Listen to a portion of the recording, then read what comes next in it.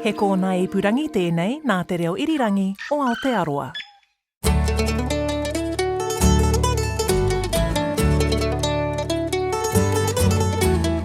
No mai, whakarongo mai ki te aotai whenua. Welcome to Country Life. I'm Sally Round. Thanks for joining us. I'm Duncan Smith. Today, a farmer who's flying high, literally. He and a mate have branched out into the agri-drone business. Janina heads to the hills in search of, well, no two ways about it, sheep poo, all in the name of science. And later, we step into the world of kiwifruit breeding. Sally's at the Kiwifruit Breeding Centre in Bay of Plenty. But first, let's take a look at what's been making headlines on the Rural News Desk this week. And the big one is tariffs being lifted on beef exports to the United States, along with some other horticulture products. The additional tariffs, first introduced in April at 10% and increased to 15% in August, would be costing beef farmers about $300 million a year. Kate Ackland, who chairs Beef and Lamb, says while some of this cost was being absorbed by American consumers, it was also impacting farmers and processors. Ultimately, the US needs New Zealand's product. So New Zealand produces really good lean beef trim that's mixed with the fattier product from the US, and it makes up hamburgers. So in New Zealand, beef is a really important component to the US hamburger, and look, Americans like their hamburgers. Kate Ackland hopes to see tariffs lifted for lamb too. The outlook is less positive in dairy, where prices dropped again at this week's global dairy trade auction. The average price fell 3% to $3,678 a tonne, the seventh consecutive drop and a new 15-month low. An ASB economist says farmers chasing the high dairy prices seen last season are partly behind the current oversupply, which is putting them under pressure. Chris Tennant-Brown says the price fall was not unexpected, with early signals that milk production would be very strong this season. It's a classic response. If prices are going to be good, you're going to be motivated to do what it takes to keep production high as an individual farmer, but that adds up to the sort of production growth we've seen. Meanwhile, exporters are expected to continue benefiting from the weak dollar, as well as solid dairy demand, even with lower prices. Westpac Chief Economist Kelly Eckhold says a forthcoming cash injection from the sale of Fonterra's consumer brands will put a substantial amount of cash in the pockets of farmers. So investment intentions in that sector, credit demand, these all actually look reasonably robust. I've even noticed that indications of farm sales and dairy farms around the country look quite strong, particularly down in the South Island, where some of the prices for land are a little bit cheaper. Kelly Eckhold says the New Zealand dollar is also expected to support the export sector. Turning to horticulture, and Zespri says kiwifruit sales in the US have jumped more than 30% in the past year. It expects to more than double US volumes next season, timely with tariffs lifting for kiwifruit too. Meanwhile, competition with Australian growers has prompted New Zealand's avocado industry to seek out new markets in the US and Canada. The chief executive of the industry group New Zealand Avocado, Brad Siebert, says it's the middle of the export season and most are heading to Australia, Korea, Hong Kong, China and other parts of Asia. He says growers look to have good flowering for the coming season. It's been a slow start to this year's strawberry harvest though. Darian McFadden is the second generation to run strawberry fields near Hamilton and says it's been tough so far. It was quite late flowering and fruiting was the latest we've had in 6 years on record. And then at the end of the spring we started picking. We had about 10 days, 2 weeks of rain, so it made things underfoot a little bit messy, a little bit difficult. And then the rain sort of cleared up and we got a week of nice weather and volume and yield started picking up. But then we had that cold southerly to work through for about 10 days, which dropped those night temperatures down to around that 6-7 degrees out of that sort of 10-12 degree range. And to get good ripening conditions, we need to be over 10-12 degrees at night time. Darian McFadden says the quality has been very good though, and the shortage of berries has meant good returns for growers. One bugbear impacting the hort sector, though, is an increase in yellow-legged hornet sightings. At least 12 confirmed queens have now been found in Auckland, near the Glenfield and Birkdale areas. Biosecurity Commissioner Mike Ingalls says 8 of the 12 queens were found with either developed nests or evidence of nests. He says a specialist from the UK's Hornet response team is coming to train staff and advise on strategy. And just lastly, Southlanders busy with clean-up efforts after last month's storm are being asked to take care when burning debris. It comes after several hedge fires grew from out-of-control burn piles in recent days.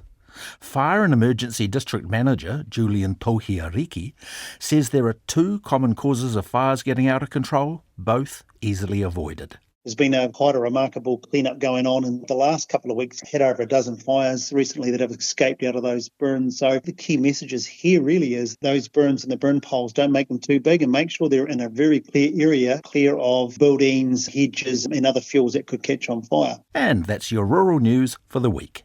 This is Country Life on RNZ National 101 FM. Just a couple of Kiwi blokes keen to try something new. That's how two farmers described themselves as they set out on a new side hustle as fully qualified agricultural drone operators. I pulled one of them away from the shearing shed to find out more.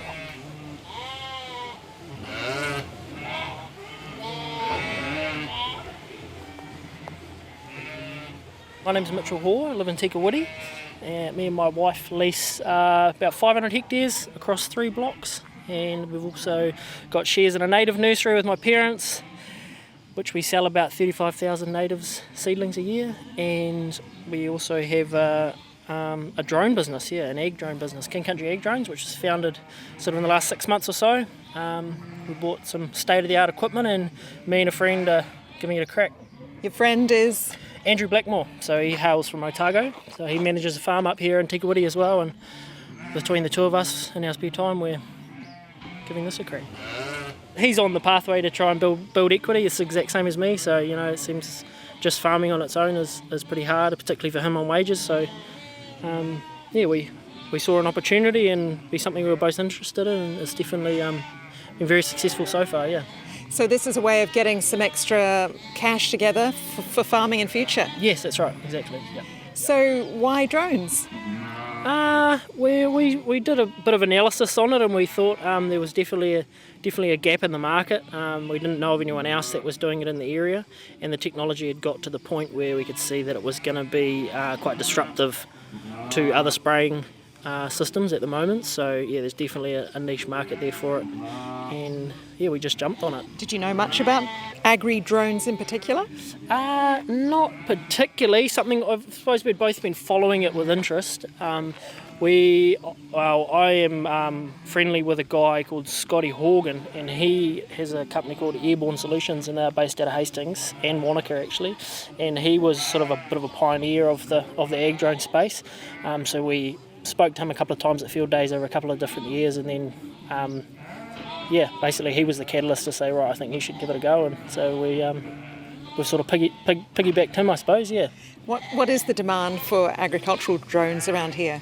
It's really high. So particularly in the King Country, it's probably more thistle spraying and gorse spraying, stuff that it's too small a block to warrant getting a helicopter in, too small a farm to warrant getting a helicopter in, but too inaccessible or too much of a sort of a special area, sensitive area to just go around and start blasting around with a gorse gun. How much spray can you carry in these machines? So we've got an XAG P150, which is sort of the top of the line XAG model, and it can hold 70 litres and lift 70 kilos. So it's got a spraying tank set up on it with 2 nozzles, and it can do about a 6-7 metre swath per pass, and obviously carrying 70 litres and travelling up to, I think it's something crazy like 18 metres a second or something, but we've never been that fast. The ground comes up a bit quick for you. And do you find that the farmers are getting used to the drone idea, or are they a little bit suspicious of it, or what's the feeling out there? We've had all calls from young people that want to know every little detail and how much it's going to cost them,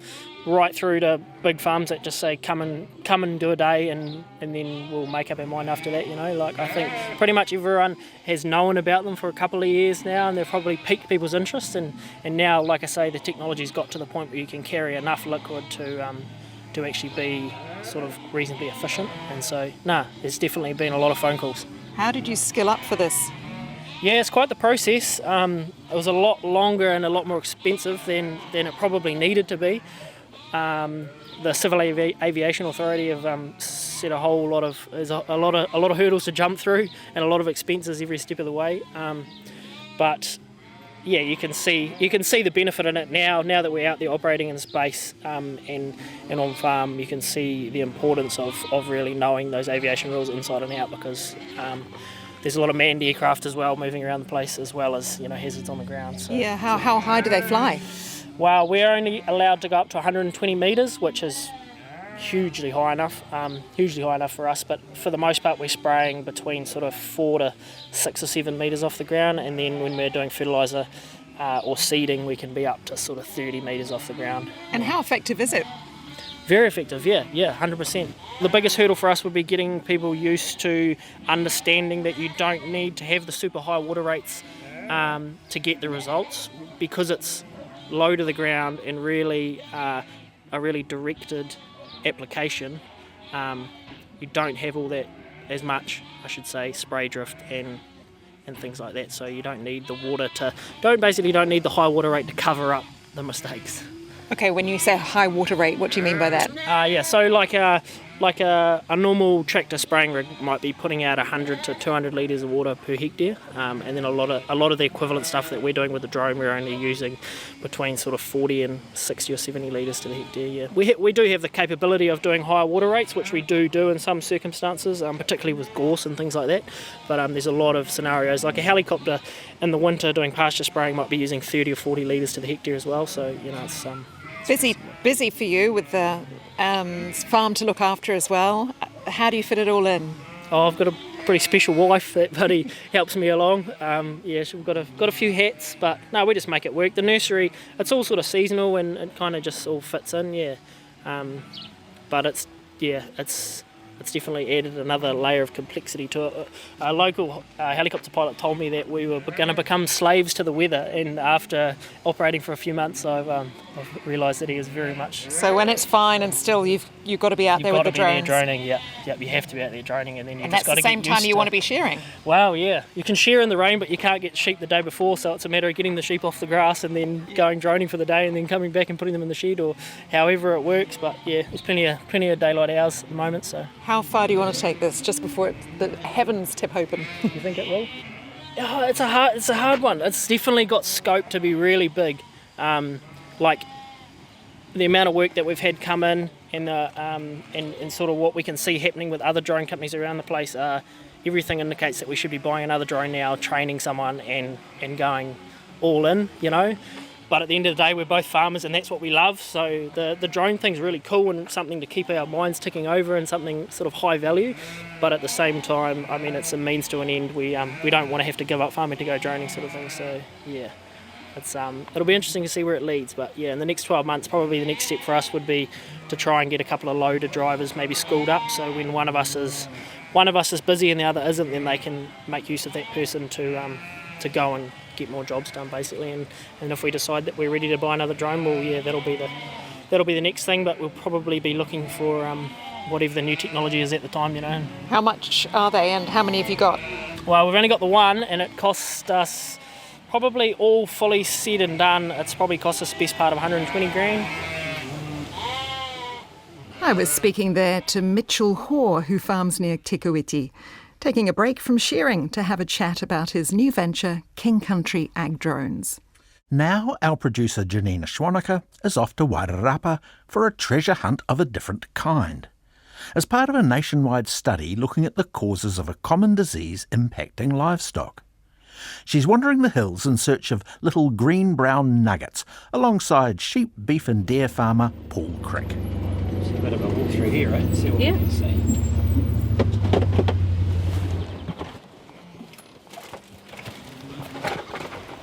Done a lot of things, but I never ever thought I'd be called a poo hunter. They tend to sort of camp, they like camping in the spots, so I sort of, boom, here we go. As always, fresh is best.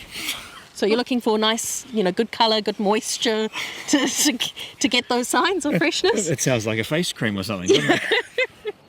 While Paul and I are enjoying a good chuckle over our current task, collecting faecal samples from his mob of sheep, it's actually for quite a serious endeavour.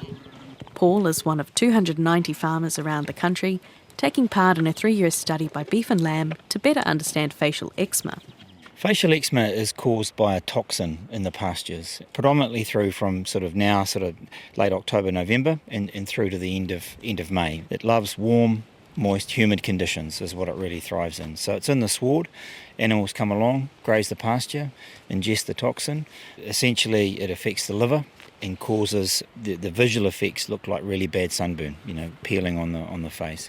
So those are the clinical signs, and clearly what we can't see is the subclinical signs, and those are the ones that can affect our production without us actually seeing. And so what we're trying to do here is build up a bit of a database and knowledge around where the spores are, and hence that's why we're collecting the poo samples, because we'll find them in the poo samples themselves, and then so we can build up a bit of a map as to where it is and at what times it is through the main season. Grabbing your bits of kit. Yeah, so we just need to put our gloves, and so these are just the little bottles that we're going to put the specimens in, the poo samples, and then we just basically bag it up, box it up, and then send it off to the lab. And have you been with the trial right since it started? Yeah, we did. This is our 3rd season. In our first season we started, and look, the results came back and we had nothing. And I thought, oh God, this is a waste of time, because we're in the Wairarapa, we kind of know that FE is present, but we don't know how prevalent it is. And that was part of the motivation for doing this and being part of the trial, was to actually understand a bit more about, is it a factor, is it a big factor, how can we manage it? So yeah, we're involved, and we took our last sample right at the end of May, and I thought, God, this is, nothing. It came back, we had a spore count of over 100,000. Wow. And that really made me think, because I thought, well, we can't see it. I don't know that it's there or not there. I don't know. Unless you've got sick animals, you'd have unless no idea. I've got clinical signs, right? Yeah. And so I don't know if it's in this part of the paddock, but not in that part of the same paddock, right? This clearly is an issue here. And so how do I then manage that? And so that then led us into thinking about our farm system, thinking about our genetics and what we do there. Apart from the obviously awful animal welfare issues, facial eczema is also a problem which costs New Zealand farmers about $332 million each year. This study is focused on sheep poo, but facial eczema also impacts cattle, deer, goats, alpaca and llama. Already the study's provided valuable insights, detecting facial eczema causing spores in parts of the country where it was not previously known to be. In the first season, there was 12 farms involved in the Wairarapa. All 12 had spores come through in the poo samples. In the second season, there was again 12 farms, but one farm went through without any spore counts, whereas the others did. And one of those 11 that did have spore counts, one of them had clinical signs of FE as well that they noted in their animals. So it's here, down through the North Island, and they've actually found spore counts right down in Otago. What happens if a farm does have really high counts of facial eczema and they start to see clinical signs of it? What options are available to them, really? Shade is really important, so to get them out of the sun. Zinc is another method in terms of treatment, mainly orally, but they last for about 6 weeks, I think. So that way you've got to keep bringing the animals in through that peak period. I suppose so. One of the other management tools available to farmers then really is to try and breed or bring in facial eczema tolerant genetics. Yeah, look, 100%. And look, conflict of interest. We breed highly tolerant FE rams. So, we saw it coming, been here on our own account since 2019 and thought, we've got to try and front foot some of this stuff. And so it's also part of that animal welfare. So how do we breed an animal that has got a good level of tolerance to FE? Good genetics is one tool in the toolbox, and there's other tools that that farmers can use. We've noticed that through blood testing, etc., you can build that tolerance relatively quickly. It's a relatively highly heritable trait, and so farmers can make good progress quickly. Speaking of progress, Paul and I have managed to find our last sample. Oh, those definitely look fresh. It's a bit like an Easter egg hunt almost, isn't it? It is, and that one there, it's still warm. Oh, so very, very fresh. Fresh out of the oven, that one. Into the tub? Into the tub, and we want a reasonable specimen size. We don't want just a couple of little, little smarty pellets. Yep. We want a good chunk, so to speak. Yeah, so that's a good one. Good colour, nice and soft, fresh still. Perfect. Cool. Done. From the hill paddock in Wairarapa, I'm off to the lab in Palmerston North to meet Awanui parasitologist Sarah Riddy. She and her team process up to 260 samples like Paul's every fortnight during the peak period. So our samples come into the laboratory individually packed, so each of the farmers get a kit sent out each year.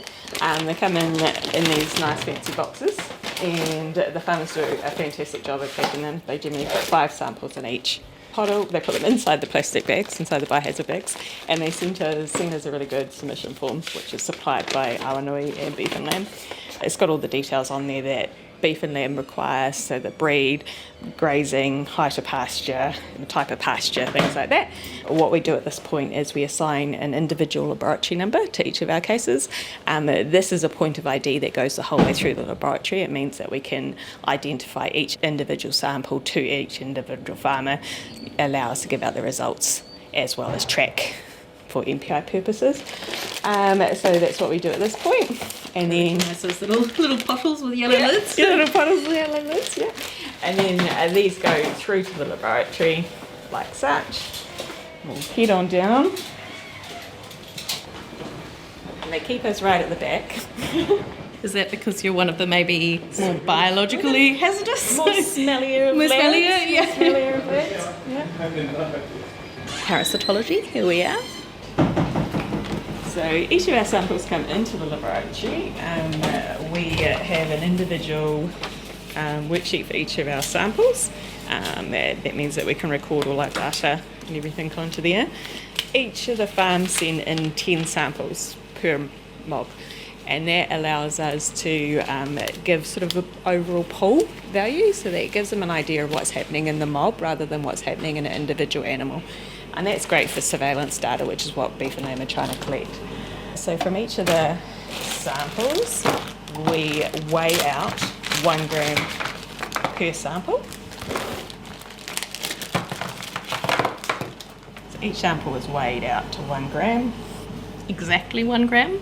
0.8 to 1.12. And the reason that we hold a tight volume in that situation is because we're trying to gum up to 10 grams at the end, because that's our dilution point, but also because we are trying to give an overview of the mob. So we're trying to do an even proportion from each of the samples that are collected. It's the same as what they do when they do something like a larval culture. It doesn't need to be an exact science, but the closer we can do it, the better off their value. There is definitely a faint smell of sheep poo.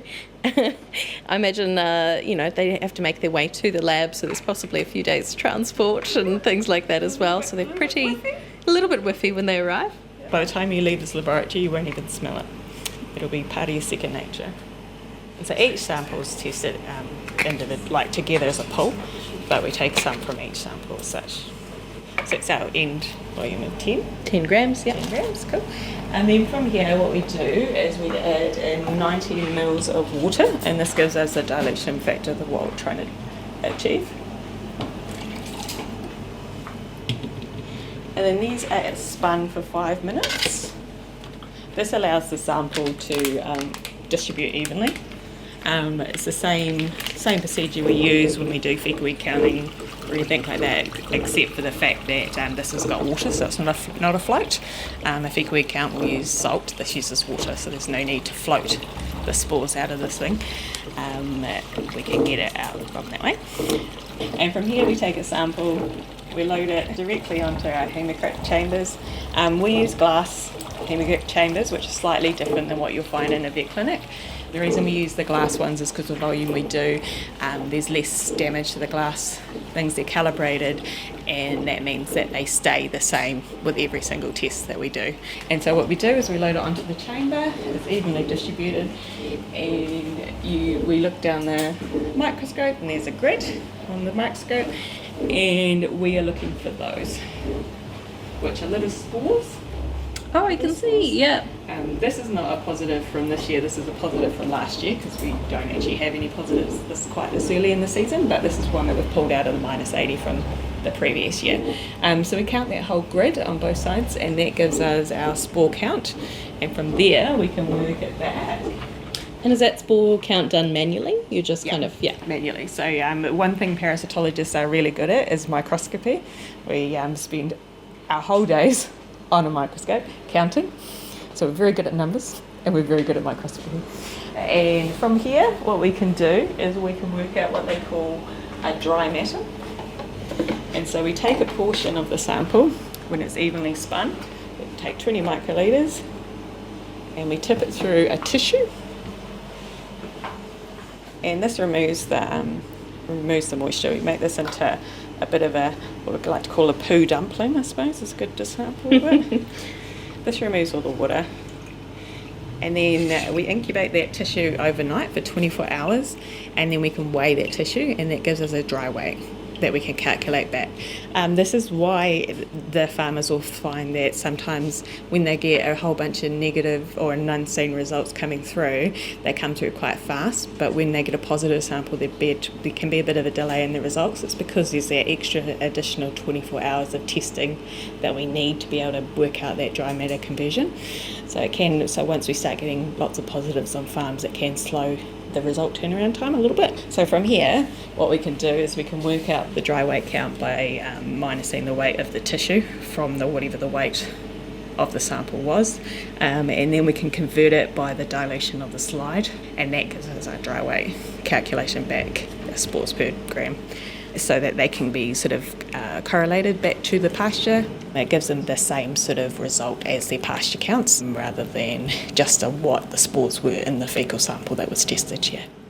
Sarah Riddy from Awanui Lab in Palmerston North. Janina also spoke with Wairarapa sheep and beef farmer Paul Crick from Glenside, and good news, the latest results from his farm found no spores.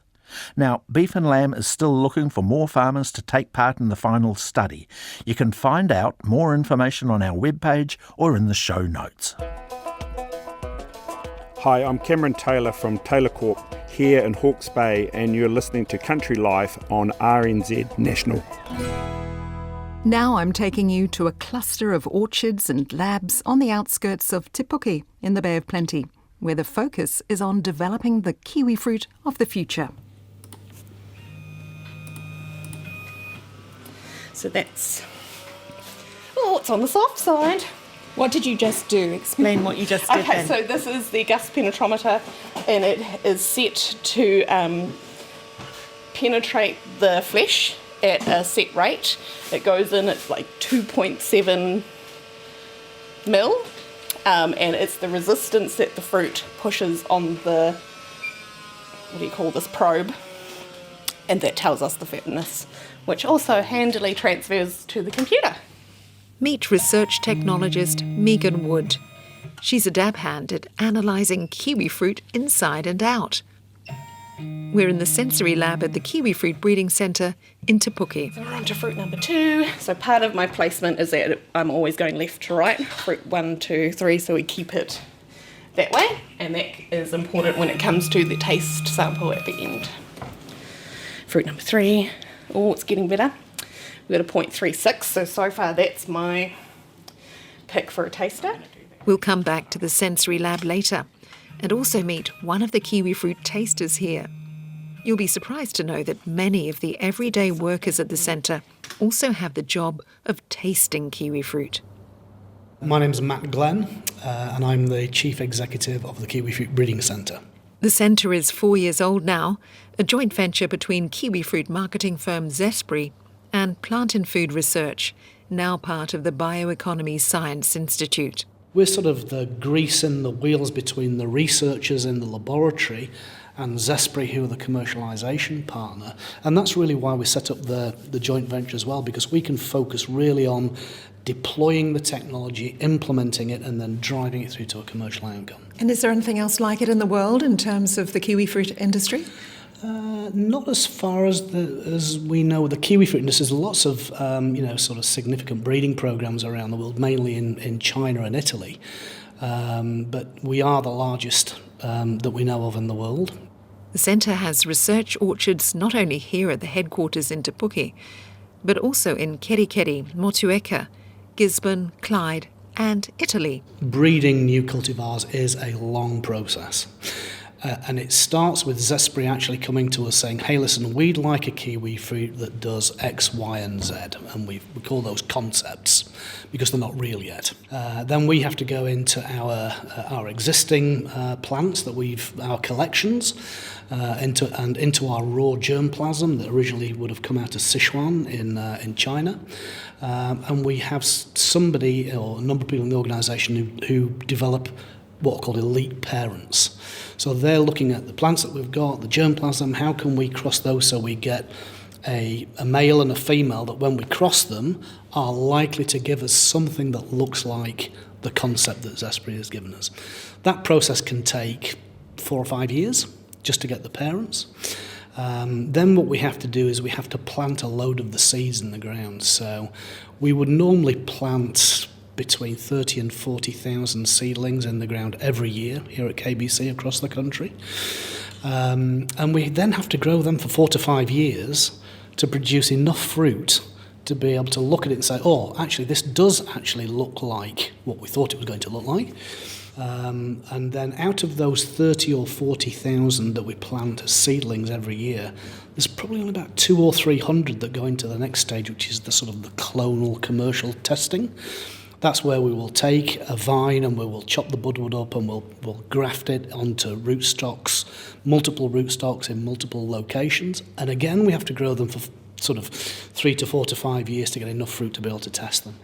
So 5 years to produce the parent, 5 years to look at the seedlings, 5 years to look at the sort of the commercial products. And so after sort of 15 years, we might go back to Zespri and say, hey, do you remember 15 years ago you said you'd like a kiwi fruit that looked like this? Well, we think here are some candidates.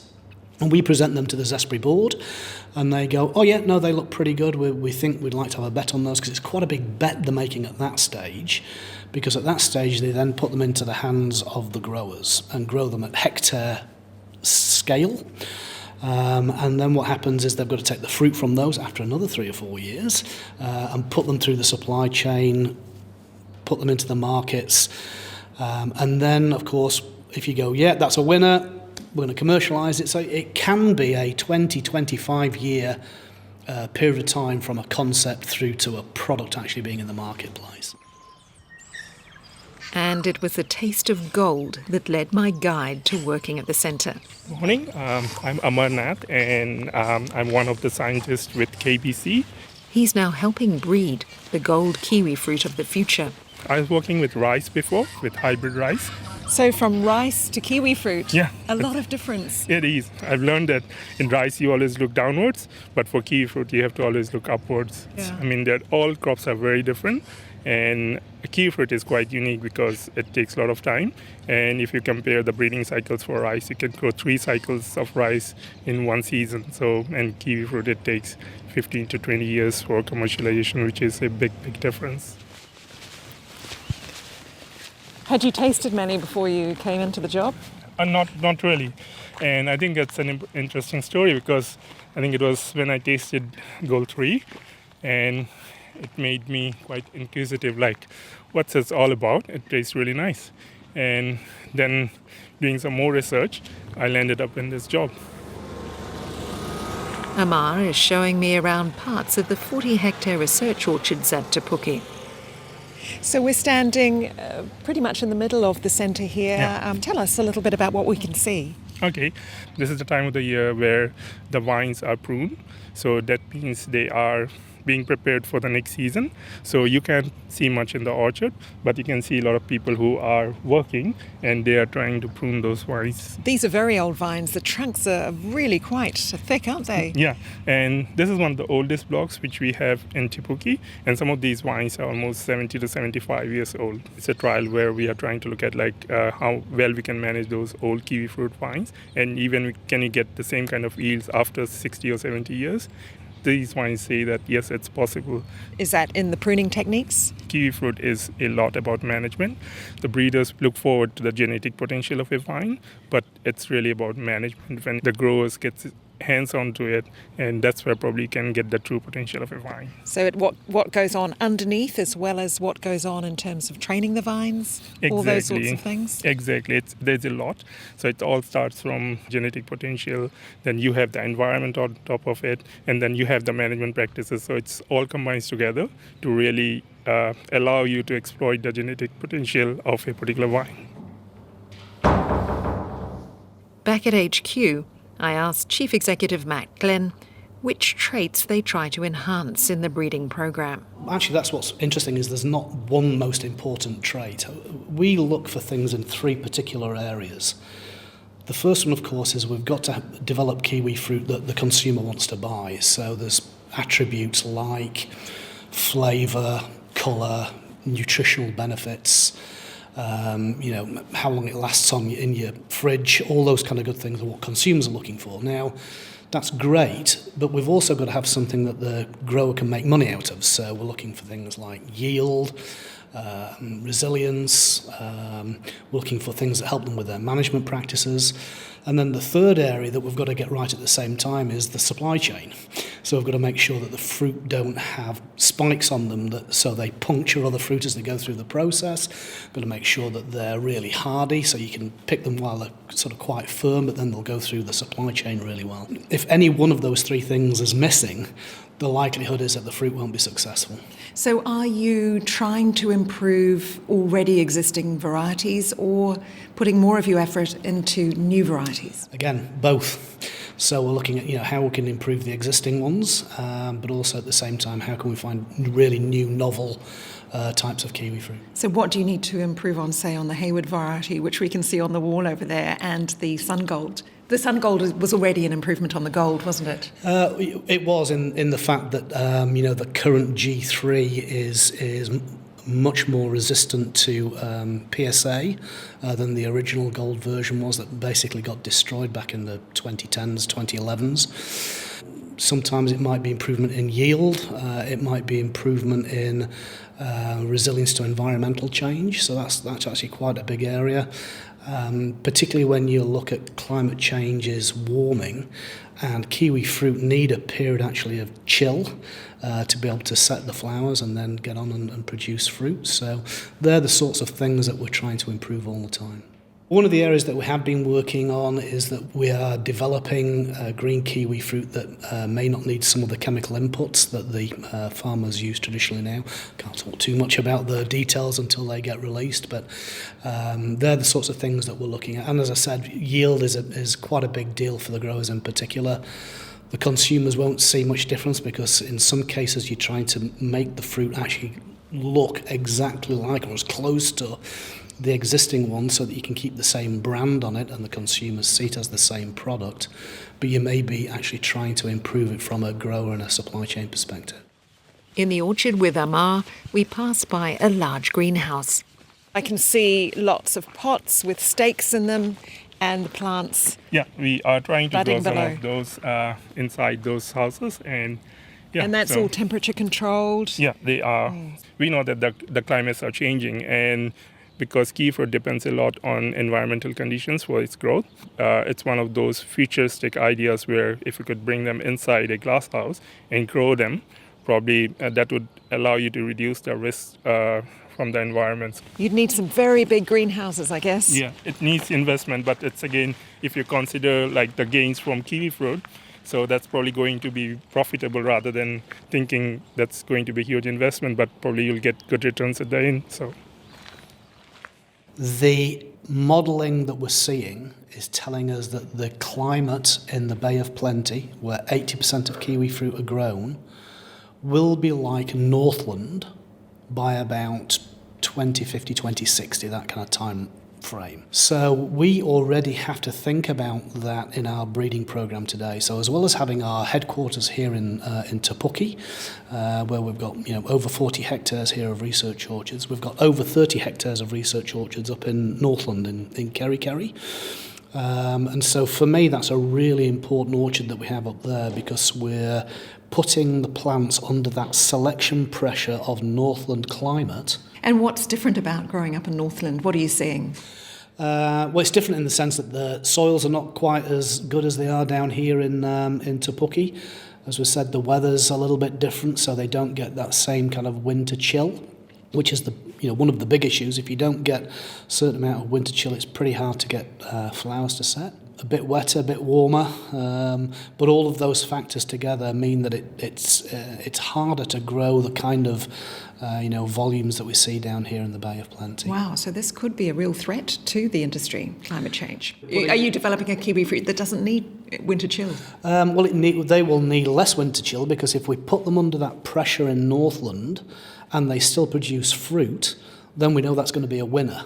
It may have other things that are not right with the fruit, but we know that there are genes in there that are allowing it to grow in those conditions. So how do we then cross it and keep crossing things to make sure those genes are going into the next generation, so that we get also great fruit that the consumers want, plenty of yield for the growers, hardy for the supply chain, but we have put them under that pressure, that evolutionary pressure effectively, of warmer, wetter temperatures than we get down here in the Bay. And then so by the time the Bay looks like that, we know that we will have cultivars that will work successfully down here in the Bay. As I said, where 80% of kiwi fruit are grown between Katikati and Whakatane.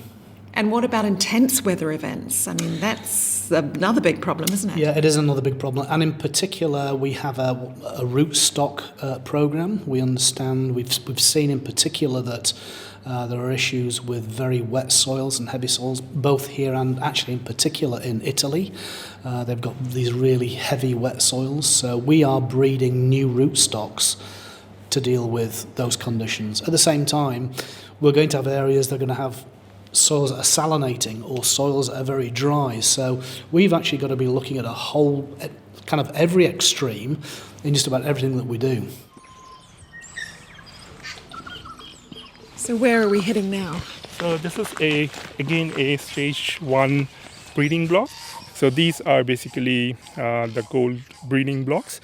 And again, it's very high density. But the difference you can see, you'll find gaps in between. Like you've got gaps like these, and then you have got those. Because we have to deal with PSA, which still is one of the biggest challenges for us. Yeah, PSA was the big disease that destroyed the original gold kiwi fruit. Yeah, and I think that's where probably we are much comfortable now, because you can see their base, which are still filled up with plants. So you don't see much PSA now. So that's one of the good things, because if you have been in here 10 years ago, probably you'll be seeing those 1 or 2 plants and the whole base would be empty. You can see most of the vines surviving, and very few that's from PSA. Has this block been infected with PSA? It's all there. PSA is everywhere. So if you see anything in Te Puke, you'll have PSA inoculum everywhere. So these vines have developed tolerance because it's a breeding cycle, and every generation we have been adding that tolerance, and that's why they're becoming much more tolerant to the PSA now. So these are the real toughies, these ones? They are, yeah. They're just an even better generation of what's out there that's surviving. Yeah. The fruit bred here are also put through the rigmarole of grading, packing and storing to see how it bears up in a typical packhouse environment. Here in the sensory lab, Megan Wood is getting ready to test another batch of fruit from different vines. Okay, so, sorry, I'm just going to flip that past you. We will go with this one. Why have you chosen those ones? Because essentially I just feel them and I just think I would eat that one. Again, each one's a little bit different, so that's my best guess. We've been doing it for years, so my best guess is usually pretty good. Yes. So I've selected that one. I have now loaded it up. And the first step is to weigh it to get its average. Well, it's a bulk weight, and then it averages it by the sample size. 162 grams, which is pretty good. It's quite a big one, isn't it? Yeah. And these are gold, are they? Yes. So this is a commercial gold, so which is bred for a potential candidate out in industry in the market. Now I am shaping, so I've started with square because it's got quite a blocky shoulder and quite a blocky bottom. So that's its primary shape, but it also isn't a true square. So I'm also going to say that it is partially oblong. Because you had a few choices there you could choose from, didn't you? Yes, quite a few. But we do tend to sit in the square oblong space. Now I'm also going to say that its shoulders are square, because that is the original reason I've gone with square as the shape. The styler, and that's quite an important one. If anyone remembers the old Hort 16A with the beak, it's an undesirable trait, so we always comment on that. This one is looking pretty good. And those are the knobbly bits at the top of the fruit, aren't they? Technically the bottom. Oh, the bottom. Yes. Yes. So it does stick out a little bit, but not enough to cause damage to the other fruit around it. The cross section, so it's pretty circular. And lenticels, which is on the surface of the fruit, they can be quite raised, and that can cause shrivelling in the cool store, so it will affect post-harvest, so we just comment on that. This one's really good, nice and flat.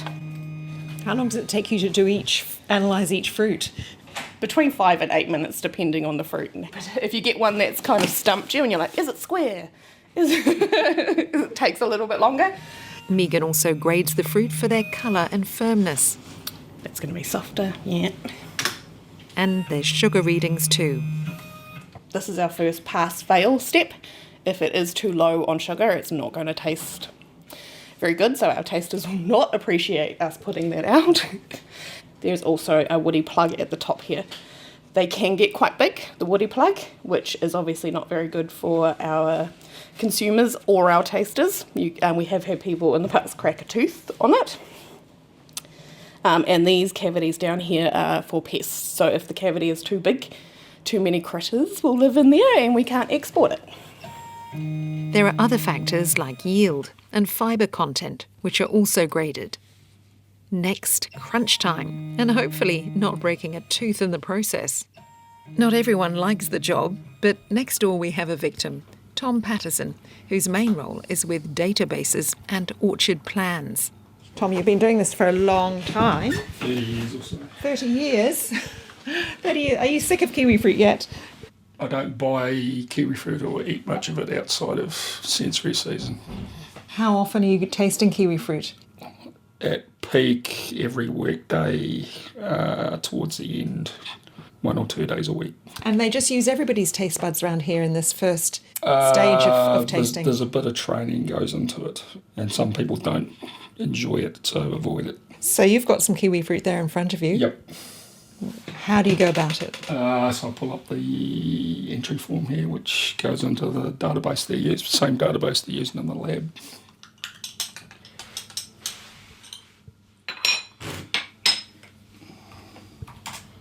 Taste. So we'd call that one balanced, fruity, juicy, slightly hard core. Overall, an average one. And then put in the relevant numbers. Wow. Do you want me to go through the numbers? Well, yes, I mean, that was very quick. You get quick after several thousand. Tom records the scores on texture, acidity, juiciness, ripeness and more. Is it a difficult job? It was a lot harder several generations of kiwifruit populations ago. The earlier stuff was a lot more acid. So it gets to the point where you're going, oh no, not another kiwifruit. Yeah, but we're dealing with F3, F4, F5 populations these days. So it's a much improved kiwifruit. Yeah, it is. You know, we've selected all the way through that. Better tasting. Yeah. Tom Paterson tasting kiwifruit at the Kiwifruit Breeding Centre in Te Puke. I was also speaking to Matt Glenn, Megan Wood and Nath. Who knew there was so much to breeding the perfect kiwifruit? It's come a long way from the kiwifruit seeds first brought into New Zealand from China by Isabel Fraser in 1904. And Duncan, I was really interested to know whether AI would help speed the breeding up.